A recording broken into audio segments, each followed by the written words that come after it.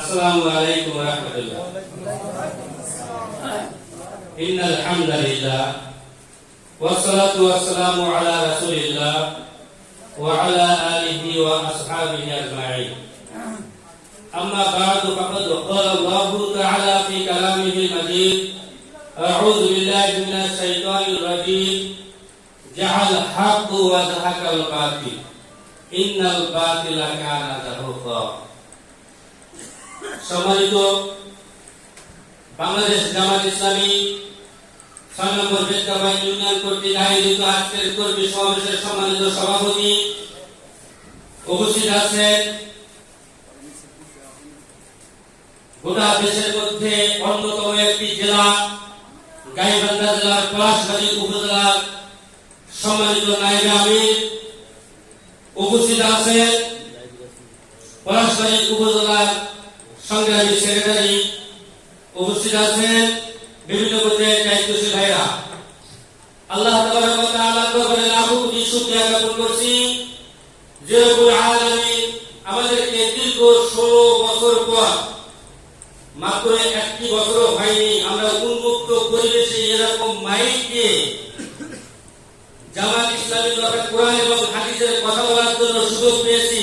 না, এই জন্য সবাই আল্লাহ তাআলার দরবারে প্রাণ খুলে শুকরিয়া আদায় করে বলি আলহামদুলিল্লাহ। আলহামদুলিল্লাহ। সর্বকালের সর্বশ্রেষ্ঠ মহামানব, জাতির শ্রেষ্ঠ সন্তান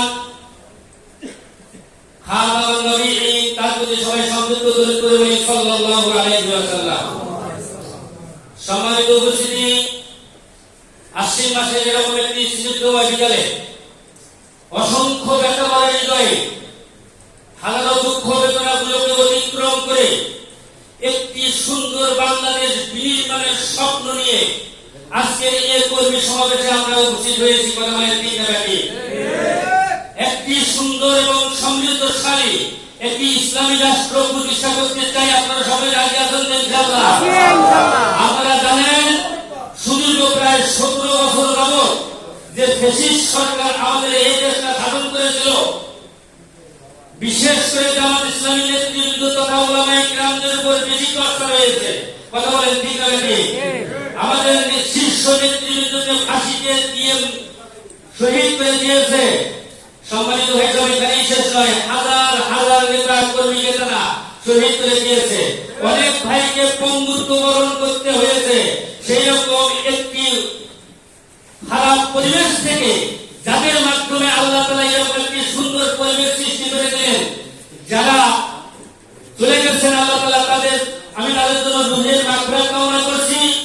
যারা হাসপাতালে চিকিৎসাধীন অবস্থায় আছে, মহান আল্লাহ তাআলার কাছে তাদের জন্য আমি আশু আরোগ্য কামনা করছি।